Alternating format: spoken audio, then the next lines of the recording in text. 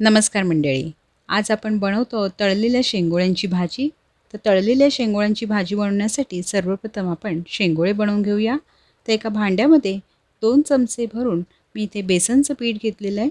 त्यामध्ये आता चवीपुरता आपण पाव चमचा गरम मसाला, अर्धा चमचा मालवणी मसाला, इथे पाव चमचा आपण हळद आणि यासोबत आपण थोडीशी यामध्ये चाट मसाल्याची पावडर आणि हिंग घालून घेतो आहोत.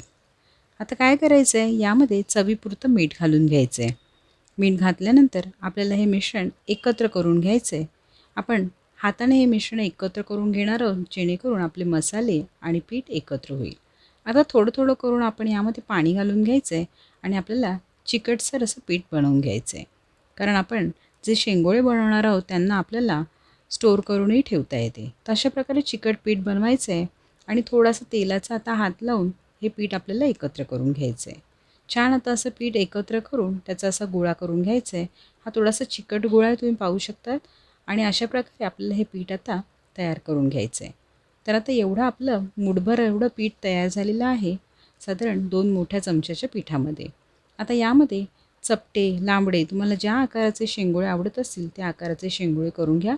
ते इथे मी गोळाभाजीसारखे चपटे गोळेही बनवून घेतलेले आहेत आणि लांबडे शेंगोळेही बनवून घेतलेले आहेत. आता हे शेंगोळे आपल्याला तळून घ्यायचे आहेत, म्हणून मी इथे तेल छान गरम करून घेतलेलं आहे. त्यामध्ये आपण एका बॅचमध्ये लांबडे शेंगोळे जे आहेत ते तळून घेणार आहोत आणि त्यानंतर आपण चपटे शेंगोळे तळून घेणार आहोत. आता हे जे शेंगोळे आपण तळून घेतो त्यांना आपल्याला 80%च तळून घ्यायचं आहे. पूर्ण त्यांचा रंग बदलेपर्यंत तळायचं नाही आहे, कारण आपल्याला ग्रेव्हीमध्ये त्यांना शिजवून घ्यायचं आहे. असे बनवलेले शेंगोळे फ्रीजमध्ये 1 आठवडा व्यवस्थित राहतात. झटपट भाजी करायची असेल तर तुम्ही लगेच त्यांना वापरू शकता. आता हे शेंगोळे तळून घेतल्यामुळे तुम्हाला इझिली स्टोअर करता येतं आणि स्नॅक्स आयटम म्हणूनही तुम्ही एन्जॉय करू शकतात.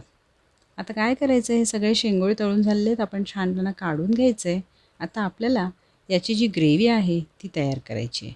तर त्या ग्रेव्हीसाठी आता आपण काय करणार आहोत, सर्वप्रथम हे सर्व शेंगोळे आपण एका बाजूला काढून घ्यायचे आहेत आणि दुसऱ्या एका कढईमध्ये तेल छान गरम करून घ्यायचं आहे. आता तेल आपण छान इथे गरम करून घेतलेलं आहे आणि त्यामध्ये आता आपण फोडणी करून घेणार आहोत. तर इथे मी मोहरीचं तेल वापरलेलं आहे. मोहरीच्या तेलामध्ये आपण साधारण पाव चमचा मोहरी, पाव चमचा आपण यामध्ये जिरं घालून घ्यायचं आहे आणि पाव चमचा आपण यामध्ये हिंग घालून घ्यायचं आहे. अशी आपली फोडणी इथे तयार करून घ्यायची आहे. छान आपली फोडणी तडतडायची आपण वाट पाहायची आहे. व्यवस्थित फोडणी आपली तडतडली की आपण यामध्ये कढीपत्त्याची पानं घालून घ्यायची. कढीपत्त्याची पानं जी आहेत ती व्यवस्थित यामध्ये शिजली गेली पाहिजेत. छान आपली पानं इथे तडतडून व्यवस्थित शिजली की त्यामध्ये एक मोठा बारीक चिरलेला कांदा आपण यामध्ये घालून घ्यायचा आहे. तुम्ही पाहू शकता अतिशय बारीक चिरलेला कांदा मी इथे वापरलेला आहे. कारण आपण जी ग्रेव्ही बनवणार आहोत त्यामध्ये आपण कुठलंही वाटण वापरत नाही आहोत. त्यामुळे आपल्याला कांदा बारीक चिरून घ्यायचा आहे, जेणेकरून नंतर आपल्याला जी ग्रेव्ही तयार होईल ती एकदम दाटसर असेल आणि त्यामध्ये आपल्याला कांदा दाताखाली लागणार नाही. छान असा बारीक चिरून एकदम कांदा घ्यायचा आहे. त्यामध्ये आता आपण टॉमॅटोची इथे पेस्ट घालायची किंवा प्युरी घालून घ्यायची. तर इथे मी मिक्सरमध्ये 3 टॉमॅटोची प्युरी बनवून घेतलेली आहे आणि यामध्ये आता आपण थोडंसं पाणी घालून घ्यायचं आहे. छान आता आपल्याला हे एकत्र करून घ्यायचं आहे आणि आता कांदा आणि टॉमॅटोचं हे जे मिश्रण आहे ते व्यवस्थित शिजण्यासाठी आपल्याला वाट पाहायची.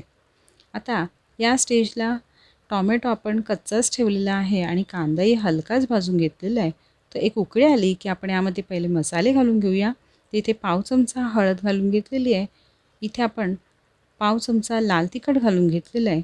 सोबत आपण घालून घेणार आहोत इथे 1 मोठा चमचा धना पावडर आणि थोडासा आपण यामध्ये गरम मसाला घालून घेतो.